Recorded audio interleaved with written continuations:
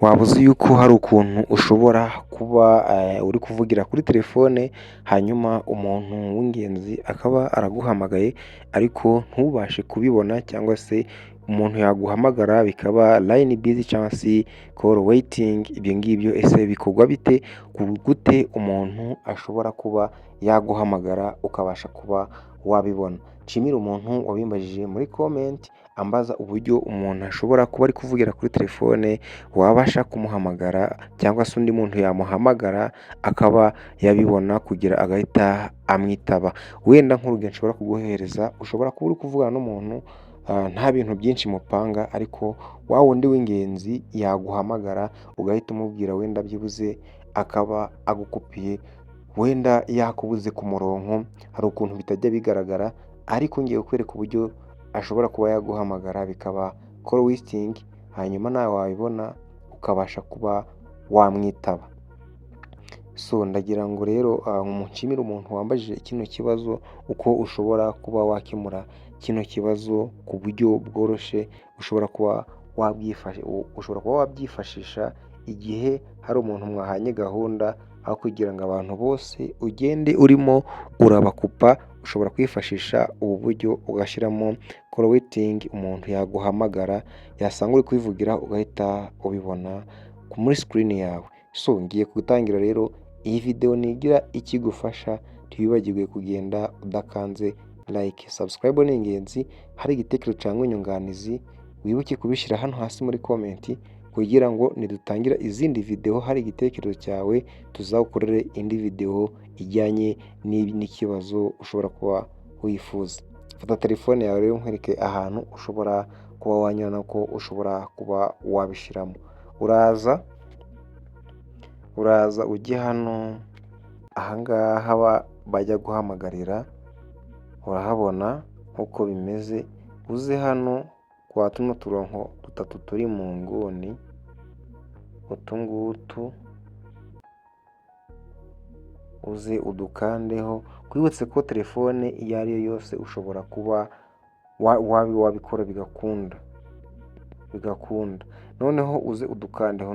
Nudukandaho, ahambere barakwereka contact, aha kabiri bakwereke setting, aha gatatu bakwereke clean call history, aha gatatu bakwereke help and feedback. Noneho twebwe turaza dukande hano handitse ngo setting. Uze uhakande gutya, uze uhakande. Numara kuhakanda baraza bakwereke utu tuntu twose, acceptability, twose uze uturebe. Hanyuma akantu tugiye kuba twakandaho noneho ni kano kanditseho call. Utu twose nzagenda ntubasobanura ku bantu bazagenda bashaka kugira kutumenya n'icyo tumaze. Nzagenda tubabwiraho weho icyo usabwa no kuba ugumye hano ugakanda subscribe, hatazagira video n'imwe izagucika iturutse hano, kubera ko hano tuhigira ibintu by'ingenzi bigiye bitandukanye, ari ukubaza mu rukundo ndetse n'utundi tugiye dutandukanye.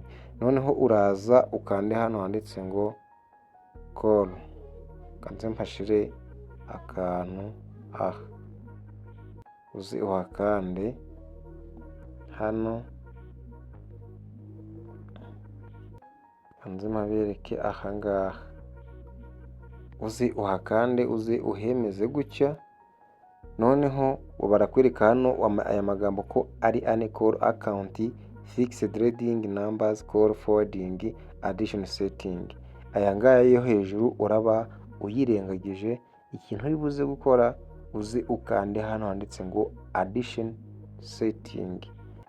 setting, kubera ko nuwemeza nukanda aho nakubwiye biraza kuba bibi, ahubwo ukande aho ndi kugenda ndi kukwereka ko nibyo biraza kuba byagufasha. Nzabereka uburyo ushobora gushyiraho call, aho bita calling and account, cyangwa se fixed dialing number, cyangwa se call forwarding. Nzaza kubibereka ukuntu n'akamaro kabyo, ariko twebwe tugiye gukanda hano handitse ngo addition setting, hano kuri ijambo rya nyuma. Murabona ko ngiyewe bitari birimo. Noneho ndagira ngo hano manze mpagusobanurire nk'uko natangiye ndi kubikubwira. Wenda hano ni urugero, kano kantu muri kubona gasa nkaho ari umukara. Iyo ugafunguye bakubwira ngo call setting. Ubwo niba ugiye ugafunguye kwa kundi umuntu naguhamagara, wenda ukagafungura utya, kanze mbereke, nugafungura kakaba ubururu, umuntu uzajya uguhamagara uzajya uhita ubona ko ari kuguhamagara, niba ngombwa ugende uhite umwitaba. Nusanga rero ariko kugira ngo gafungure birasaba kugira ngo ube ufite network. Ntabwo udafite network ntabwo gapfa guhita gafunguka, ariko ndagusobanurira, iyo ugafunguye gahita kaba ubururu, kaba ubururu.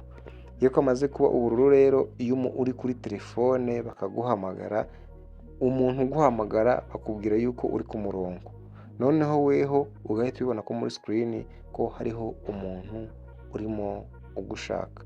Ikintu haza gukora rero, uzaza kano kantu k'umukara muri kubona, uzaza uhite ugafungura. Numara kugafungura, umuntu wese uguhamagaye akoresheje Tigo cyangwa se MTN, menya yuko azajya arahita akubona. Igihe uri busy, igihe hari umuntu aho kugira ngo wange kwitaba umuntu wenda bitewe na gahunda mufitanye, ushobora kuba uri kwivugira ukavuga ati noneho kanaka nampamagara bishobora kuba byakunda. Aka kantu ka call waiting rero, kano ko hejuru call ID, ko ushobora kuza ukirengagije, ahubwo uzakande kano ko hepfo kanditse ngo call waiting. Ahangaha niho bibera. So hari indi mibare ushobora kuba wakanda nabyo bigakunda, hari abantu bagenda babyifashisha, ariko twebweho uke muri setting, hanyuma uhite ugera hano handitse ngo call waiting.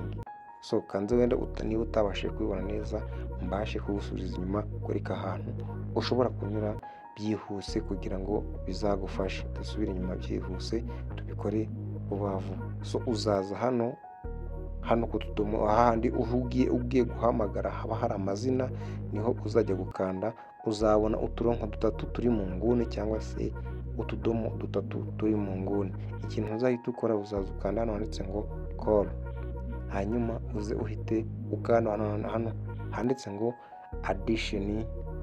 addition setting. Hano aha hambere handitse ngo call ID, uzahasimbuka wihorere.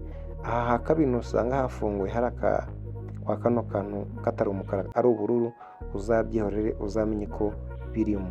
Ariko nusanga gasa umukara, uzahite ugafungura.